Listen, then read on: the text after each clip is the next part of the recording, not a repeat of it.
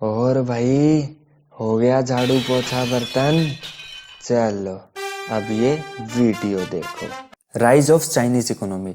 China एक अकेली ऐसी कंट्री है जो यूएस हेजेमनी को रिप्लेस कर सकती है, क्योंकि चाइना की पॉपुलेशन वर्ल्ड में सबसे ज़्यादा है। इसके पास लैंड मास भी ठीक ठाक है, रिसोर्सेज भी बहुत सारे हैं, और चाइना वर्ल्ड मैप पे ऐसी जगह पे लोकेटेड है कि ऑलमोस्ट पूरा एशिया इसके इसके बॉर्डर के साथ कनेक्टेड है। इसकी वजह से चाइना को एक पॉलिटिकल रीच मिलती है, जिसकी वजह से चाइना का पॉलिटिकल इन्फ्लुएंस बहुत ज़्यादा है। यूएसएसआर के डिसइंटीग्रेशन के बाद एक बार लगा था कि कम्युनिस्ट आइडियोलॉजी खत्म हो गई, लेकिन चाइना इसके सपोर्ट में है। चाइना का पॉलिटिकल ओरिएंटेशन आज भी कम्युनिस्ट है। अथॉरिटेरियन सिस्टम आज भी एग्जिस्ट करता है चाइना में। वहीं अगर देखें तो इकोनॉमिकली चाइना एक हार्डकोर कैपिटलिस्ट है। इनफैक्ट यूएसए से कहीं ज़्यादा कैपिटलिस्ट चाइना है।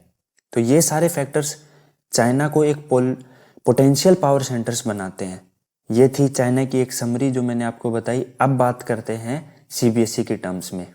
ये प्रेडिक्ट किया गया था कि 2040 तक चाइना वर्ल्ड लार्जेस्ट इकोनॉमी होगी। ये तब प्रेडिक्ट किया गया था जब बुक पब्लिश हुई थी, लेकिन आज का सिनेरियो तो कुछ और ही है। मेरे को लगता है कि 2040 से पहले ही चाइना वर्ल्ड लार्जेस्ट इकोनॉमी बन जाएगी।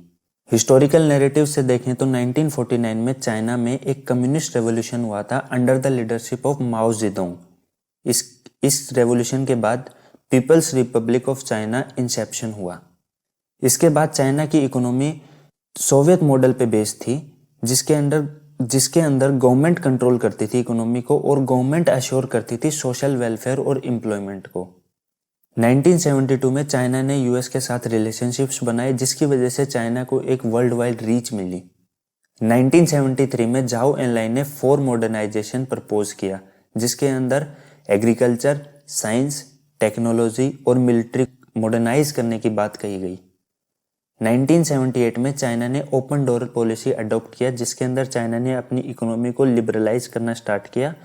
जो ट्रेड बैरियर्स थे उनको हटाना स्टार्ट किया। फिर 1982 में एग्रीकल्चर को प्राइवेटाइज कर दिया गया, जिसकी वजह से रूरल एरिया का डेवलपमेंट काफ़ी तेज़ी से हुआ। 1998 तक इंडस्ट्रीज़ को भी प्राइवेटाइज कर दिया गया। शुरू में जो ये लिबरलाइजेशन का प्रोसेस है, ये कुछ ही एरियाज तक लिमिटेड था। इन एरियाज को कहा जाता था स्पेशल इकोनॉमिक जोन्स। इन स्पेशल इकोनॉमिक जोन्स में ही बैरियर एलिमिनेट हुए थे। इन्हीं जोन्स की वजह से चाइना की इकोनॉमी को एक बूस्ट मिला, क्योंकि फॉरेन इन्वेस्टमेंट का इनफ्लो इन जोन्स की वजह से बहुत ज़्यादा हाई हो गया था। ये सारा प्रोसेस चाइना ने स्टेप बाय स्टेप किया, क्योंकि अगर वो एकदम से ही एक साथ लिबरलाइज कर देते अपनी पूरी इकोनॉमी को, तो यूएसएसआर की तरह शॉक थेरेपी फेस करनी पड़ती चाइना को भी। 2001 में वर्ल्ड ट्रेड ऑर्गेनाइजेशन का भी पार्ट बन गया चाइना। जैसे जैसे चाइना इकोनॉमिकली ग्रोथ करता गया, वैसे वैसे कुछ प्रॉब्लम्स भी हुई चाइनीज इकोनॉमिक ग्रोथ के अंदर। जैसे चाइनीज इकोनॉमिक ग्रोथ का बेनिफिट सभी चाइनीज को नहीं मिला। अनएम्प्लॉयमेंट लार्ज स्केल से बढ़ रही थी, और फीमेल्स के लिए एम्प्लॉयमेंट और वर्किंग कंडीशन बहुत बुरी थी।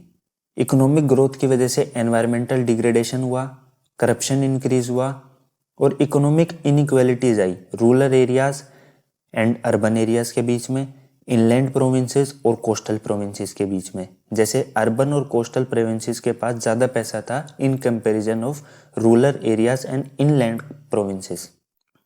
India China relationship. इंडिया और चाइना की रिलेशनशिप स्टार्ट एक अच्छे नोट पे हुई थी, क्योंकि दोनों ने अपनी जर्नी एक ही टाइम पे लगभग स्टार्ट करी थी। जैसे इंडिया 1947 में आज़ाद हुआ था, वहीं चाइना 1949 में। दोनों देश आपस में बहुत अच्छे दोस्त थे, तो उस टाइम पे हिंदी चीनी भाई भाई स्लोगन बहुत ज़्यादा पॉपुलर था।